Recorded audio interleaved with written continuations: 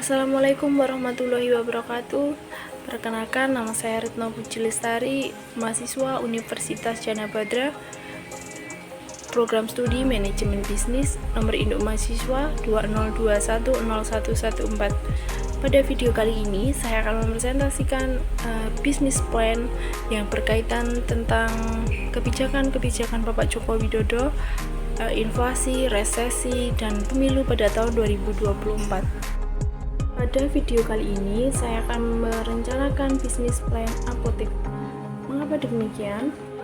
Dengan membuka bisnis apotek, adanya obat-obatan, vitamin, serta alat kesehatan akan selalu dibutuhkan masyarakat. Oleh karena itu, keberadaan apotek akan selalu dicari. Dengan demikian, akan memperoleh pendapatan yang konsisten.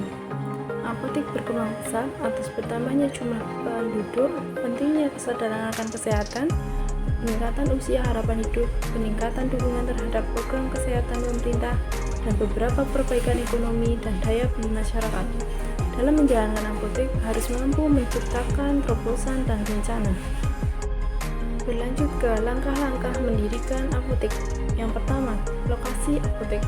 Lokasi yang strategis menentukan kesuksesan dalam membangun apotek.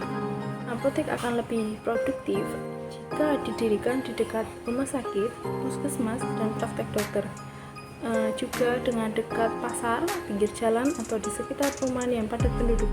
Intinya lokasi yang sering banyak diakses oleh masyarakat. Yang kedua, persiapan. Setelah lokasi sudah ditentukan, hal berikutnya yang perlu dipersiapkan adalah pengetahuan mengenai obat-obatan. Jika tidak memiliki latar belakang pendidikan farmasi atau kesehatan, maka harus mempersiapkan seorang apoteker yang bertanggung jawab menjalankan apotek. Yang ketiga, perizinan. Hal pertama yang harus diselesaikan ialah mengurus surat keterangan izin tempat usaha. Setelah yang mengajukan permohonan surat izin apotek, jika lolos uji kelayakan, maka apotek siap untuk dijalankan. Yang keempat, pengadaan obat. Sediakan berbagai macam obat-obatan untuk kelengkapan apotek dan pastikan tersedia obat-obatan yang sering dikonsumsi atau yang dibutuhkan masyarakat. Sebelum membeli obat, ada beberapa hal yang perlu diperhatikan, antara lain: pertama, melakukan tinjau terhadap masalah kesehatan yang sering terjadi. Yang kedua, menyesuaikan macam obat yang akan dibeli dengan anggaran. Yang ketiga, pilihlah obat yang standar mutunya tinggi. Yang keempat, kesediaan kombinasi dipilih jika potensi lebih baik daripada sediaan tunggal. Tingkatkan promosi dan pelayanan apotek. Yang pertama, manfaatkan teknologi dan media sosial guna promosi online. Atas perkembangan teknologi komunikasi global dan media sosial membentuk salah satu alat komunikasi dan rencana yang mampu dimanfaatkan oleh para pelaku bisnis. Hal ini mampu mempermudah terjalinnya komunikasi yang cepat dan efisien atas konsumen.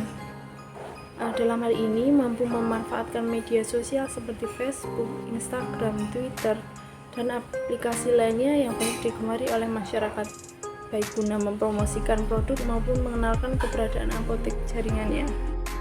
Yang kedua, mempromosikan pengiriman obat gratis kepada konsumen. Promosi pembelian online atau gratis biasanya pengirim mampu membentuk daya tarik tersendiri, di mana hal ini mampu mempermudahkan masyarakat menerima obat tanpa harus antri dan tidak perlu menambah biaya pengiriman. Program ini hanya mampu dilakukan guna obat tertentu saja, seperti obat bebas dan bebas terbatas. Dalam program ini mampu menerapkan gratis biaya pengiriman atas cara sebagai berikut: menetapkan batas minimal pembelian kepada konsumen sehingga mampu memajukan perdagangan. Yang kedua, menetapkan syarat daerah pengiriman.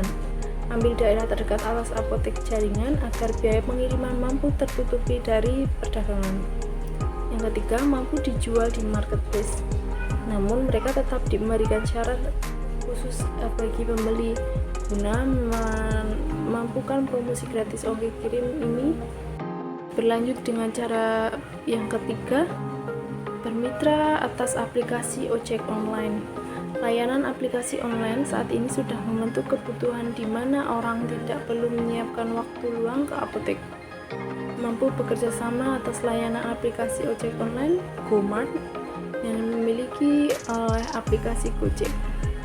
Dalam proses ini, apoteker mampu mengonfirmasi terlebih dahulu kepada pasien mengenai tujuan dari obat yang mereka pesan. Setelah ini, pasien akan menerima obat beserta atas informasi obatnya.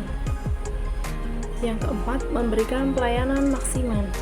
Pelayanan merupakan kunci sukses bisnis apotek. Layani pembeli dengan ramah. Jadilah informatif ketika pembeli bertanya akan sesuatu hal yang mereka tidak ketahui.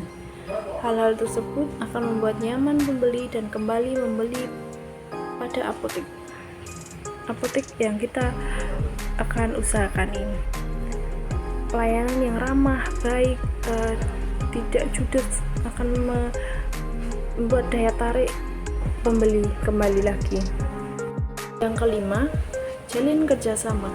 Jalin kerjasama dengan apotek besar untuk menekan biaya penyediaan produk. Terkadang apotek besar juga bertindak layaknya distributor. Menjalin kerjasama bisa meningkatkan omset penjualan produk.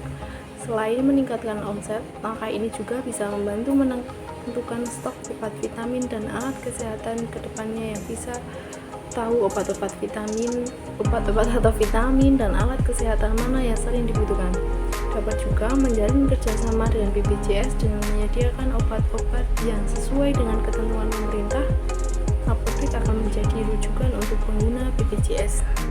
Berlanjut ke adanya kebijakan Bapak Joko Widodo, yang salah satunya pembangunan sumber daya manusia sebagai prioritas utama. Dalam hal ini, Presiden Joko Widodo hendak membangun sumber daya manusia yang bekerja keras, dinamis, terampil, menguasai ilmu pengetahuan dan teknologi. Untuk memajukan keterampilan dan sumber daya manusia guna memajukan pelayanan kefarmasian, memajukan perdagangan apotek yang fokus pada perdagangan produk dengan sistem delivery order, dapat menguasai teknologi dengan pandai, kemudian menjalin kemitraan atas BPJS Kesehatan sebagai apotek mitra dan memajukan penawaran produk atas harga yang kompetitif. Berlanjut ke menghadapi meningkatnya tingkat inflasi, resesi, dan adanya pemilu pada tahun 2023. Strategi untuk menghadapi inflasi, ada pun beberapa cara yang dapat dilakukan untuk menghadapi inflasi. Yang pertama, memastikan bahwa keuangan perusahaan dikelola dengan baik. Yang kedua, efisiensi biaya internal. Adapun biaya internal ini seperti biaya listrik, biaya administrasi, dan jenis biaya lainnya. Yang ketiga, menekan biaya produksi, biaya operasional, dan biaya pemasaran. Tiga biaya tersebut yang tidak efektif dan tidak diperlukan sebaiknya dikurangi. Yang keempat, melakukan inovasi dan variasi produk. Dengan melakukan inovasi dan variasi, maka diharapkan penjualan akan terus berjalan seperti inovasi dengan menggunakan berbagai aplikasi tadi. Yang kelima, minimalkan biaya penyimpanan atau biaya gedung. Yang keenam, menaikkan harga. Strategi menaikkan harga merupakan strategi atau langkah akhir yang dapat dilakukan jika keadaan sudah sangat mendesak. Adanya kemungkinan yang akan terjadi di tahun kemudian. Pada kesimpulannya, hal-hal tersebut sangat berpengaruh dalam bisnis. Obat-obatan dengan harganya ikut menjadi naik, tetapi karena obat, vitamin, dan alat kesehatan merupakan suatu kebutuhan untuk kesehatan, ketika harga naik, masyarakat tetap akan membeli, walaupun jumlah pembelian akan berkurang. Seperti pada saat pandemi COVID, imbos yang harganya sangat mahal, tetapi masyarakat tetap akan membeli karena itu sudah menjadi dumpling atau vitamin untuk keluarga agar tidak terkena COVID. Tapi ya tetap saja juga membeli. Sekian dan terima kasih untuk video kali ini. Kurang lebihnya mohon maaf. Wabillahi taufiq wal hidayah. Wassalamualaikum warahmatullahi wabarakatuh. Terima kasih.